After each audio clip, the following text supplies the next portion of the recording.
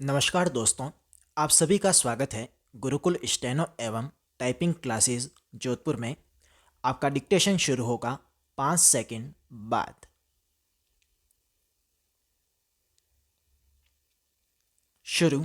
साधारण से साधारण आदमी तक के दिल में यह बात अच्छी तरह बैठी हुई है कि धर्म और ईमान की रक्षा के लिए प्राण तक दे देना सही है। बेचारा साधारण आदमी धर्म के तत्वों को क्या जाने। उसकी इस अवस्था से चालाक लोग इस समय बहुत बेजा फायदा उठा रहे हैं। गरीबों की कमाई से ही वे मोटे होते हैं और उसी के बल से वे सदा इस बात का प्रयत्न करते हैं कि गरीब सदा पीड़ित होते रहें। यह भयंकर अवस्था है। धर्म और ईमान के नाम पर किए जाने वाले इस भीषण व्यापार को रोकने के लिए साहस और दृढ़ता के साथ उद्योग होना चाहिए। जब तक ऐसा नहीं होगा तब तक भारतवर्ष में नित्य प्रति बढ़ते जाने वाले झगड़े कम नहीं होंगे। धर्म और ईमान मन का सौदा हो, ईश्वर और आत्मा के बीच का संबंध हो, आत्मा को शुद्ध करने और ऊंचे उठाने का साधन हो। वह किसी दशा में भी किसी दूसरे व्यक्ति की स्वाधीनता को छीनने या कुचलने का साधन न हो। देश की स्वाधीनता के लिए जो उद्योग किया जा रहा था उसका वह दिन निस्संदेह अत्यंत बुरा था।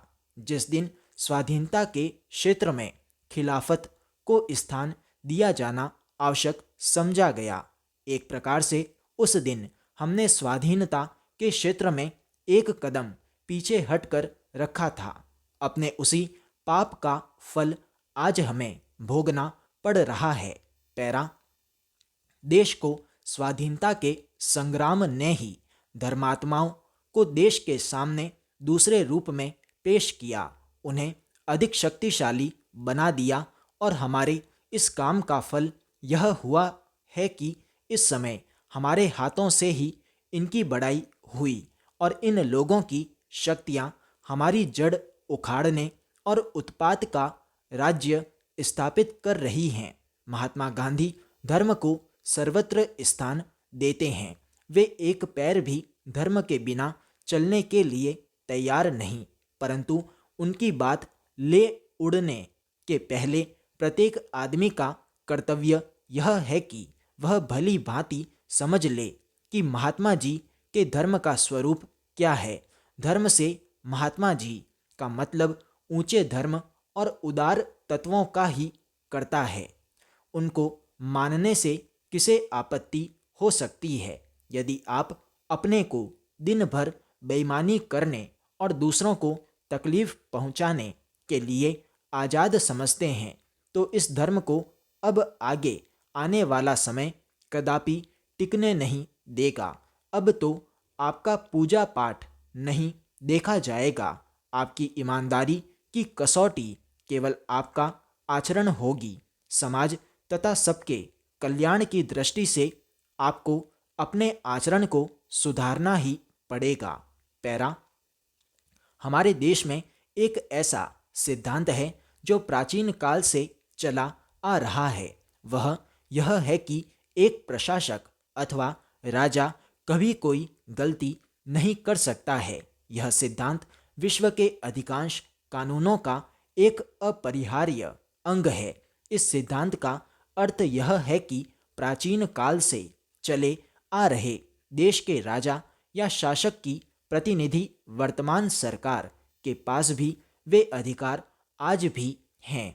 देश एवं उसके निवासियों का कल्याण कैसे हो, यह निर्णय लेने की क्षमता जनता ने अपने निर्वाचित प्रतिनिधि को सौंप दी है। इसके पश्चात उनके प्रतिनिधियों के निर्णय पर सवाल करना एक सीमित दायरे में ही संभव है, अन्यथा सभी लोगों को खुश करने वाले प्रतिनिधि कोई निर्णय नहीं ले पाएंगे और वह अल्पसंख्यक लोगों द्वारा विरोध उठाए जाने को सुलझाने में लगे रहेंगे। यही कहानी सदियों से भूमि अधिग्रहण एवं विकास की है। कोई भी विकास हेतु लगाए जाने वाले कारखाने या संस्थाएं आसमान में स्थापित नहीं की जा सकती हैं। उसके लिए जमीन की आवश्यकता होती है। जिस किसान की जमीन होती है वह भूमिहीन होकर बेरोजगार हो जाता है। सरकार के लिए संभव नहीं है कि जमीन के बदले जमीन ही दे। स्टॉप।